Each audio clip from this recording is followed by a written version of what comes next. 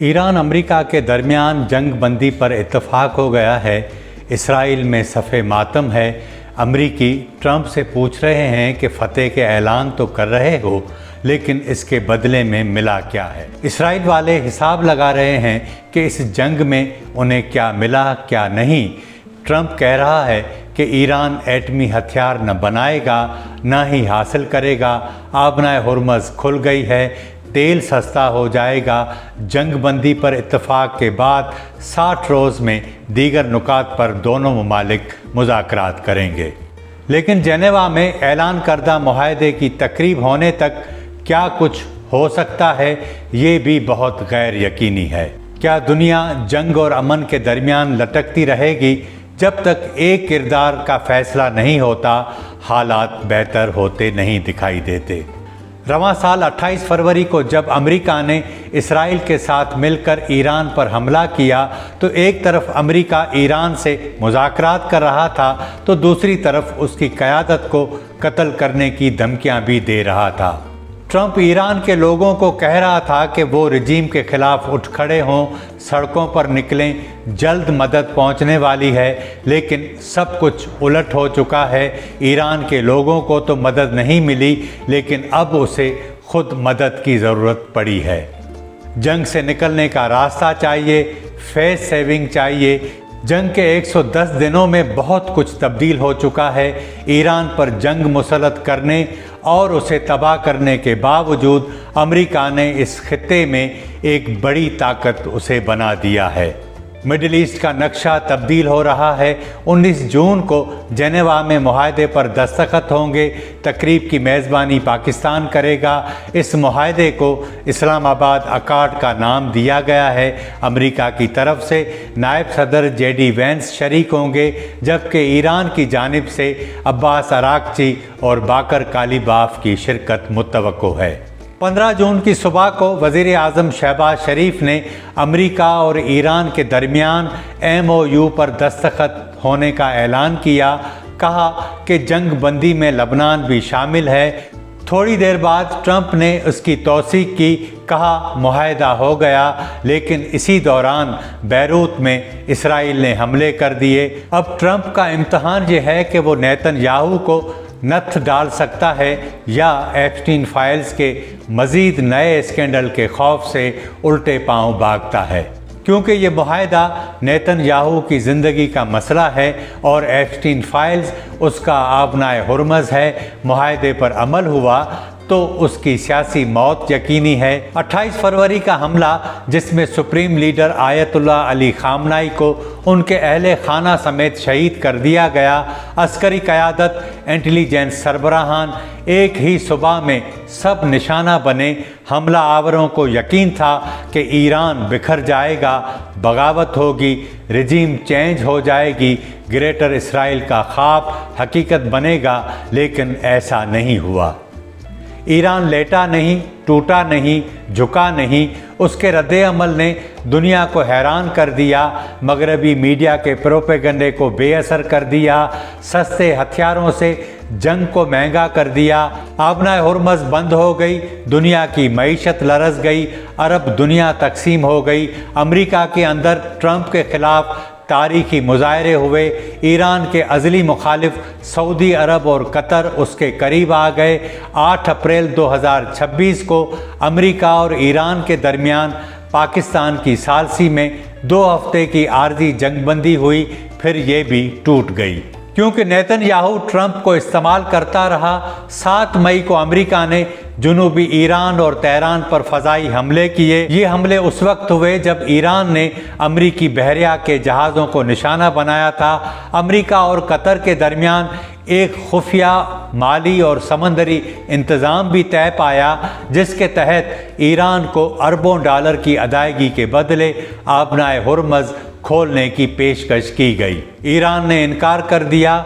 उसने आबनाए हुर्मज़ को जंगी हथियार के तौर पर इस्तेमाल किया। अमेरिका के पास पीछे हटने के अलावा रास्ता न था। ईरान ने कमाल सिफारतकारी की, बराबरी की बुनियाद पर मुज़ाकरात किए। ट्रंप की धमकियों को जूती की नोक पर रखा। अब इस मुफाहमती यादाश्त के मुताबिक ईरान जौहरी हथियार न बनाएगा न हासिल करेगा। मखसूस मुद्दत के लिए ईरान पर तेल की पाबंदियां ख़त्म होंगी। आबनाए हुर्मज़ फौरी तौर पर खुलेगी। अमरीकी बहरी नाकाबंदी ख़त्म होगी। 25 अरब डॉलर के मंजमंद ईरानी असासे रिलीज़ होंगे। इन नुकात को सुनकर आप ज़रूर सोच रहे होंगे कि जीता कौन, ट्रंप या ईरान। ईरान का जौहरी ज़ख़ीरा तो अमेरिका पहले ही ख़त्म करने का दावा कर चुका था। आबनाए हुर्मज़ जंग से पहले भी खुली हुई थी। पहले पाबंदियां थीं, अब नहीं होंगी। डॉलर्स भी मिलेंगे। कतर और सऊदी अरब मिलकर ईरान के साथ काम करेंगे। ट्रंप जो ईरानी रजीम को दुश्मन करार देता था, अब कह रहा है कि इस मुआहदे के बाद दोस्ताना ताल्लुकात होंगे। वो जिसका मुंह और मोबाइल बंद किया जाए तो दुनिया के बहुत सारे मसाइब ख़त्म हो सकते हैं, लेकिन आदत से मजबूर ट्रंप अपने मुल्क की फॉरेन पॉलिसी और जंगी पॉलिसी सोशल मीडिया के ज़रिए चलाता रहा। नतीजे में अपने मुल्क को दुनिया भर में ख्वार ख़राब कर दिया। हज़ारों लोग मारे गए, लाखों बेघर हुए, अनगिनत बेरोज़गार हुए। अब सवाल ये है कि क्या ये मुआहदा दस्तखत होगा? क्या मुआहदे के बाद शुरू होने वाले मुज़ाकरात कामयाब होंगे?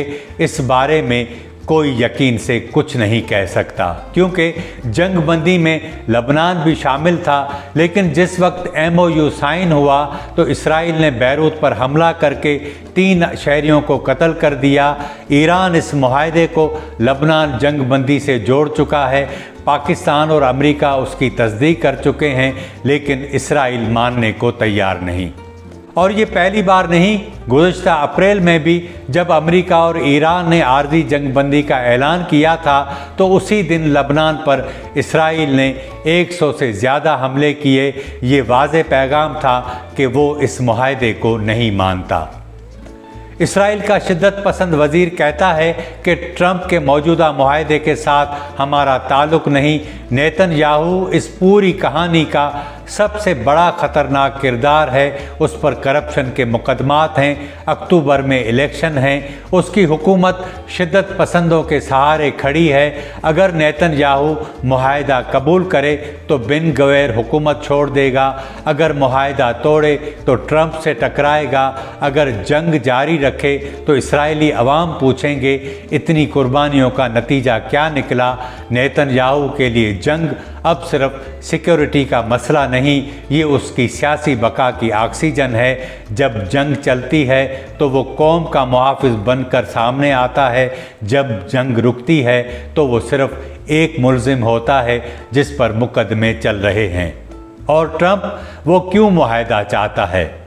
नवंबर में अमेरिका के मिड टर्म इलेक्शन हैं। तेल महंगा था, मंडियां बेचैन थीं, उसकी जमात रिपब्लिकन के उम्मीदवार खौफज़दा थे। ट्रंप ने कहा वो आबनाए हुर्मज़ खोलने के लिए ज़्यादा बैरूनी मदद का इंतज़ार नहीं करता, क्योंकि मुआहदे में टोल फ्री ज़मानत शामिल है। यानी ट्रंप उसे अपनी अजीम फतेह बताएगा।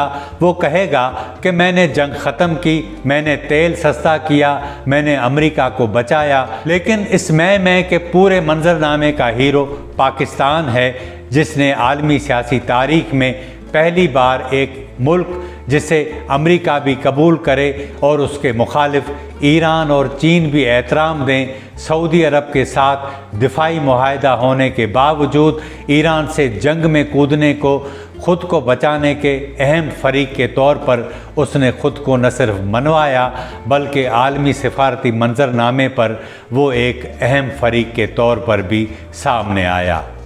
इस पूरे तनाज़ुर में अगर पाकिस्तान दोनों ममालिक को एक MOU पर लाने में कामयाब हुआ तो ये पाकिस्तानी सिफारतकारी की एक शानदार कामयाबी है।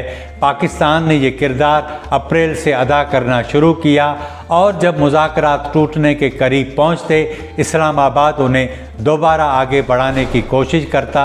लेकिन सवाल ये है कि क्या मुआहदा हो जाना अमन होता है? गज़ा में भी जंगबंदी का ऐलान हुआ लेकिन लोग मरते रहे। लबनान में भी जंगबंदी हुई, हमले जारी रहे। इस मुआहदे को सबसे बड़ा खतरा नेतन्याहू से है।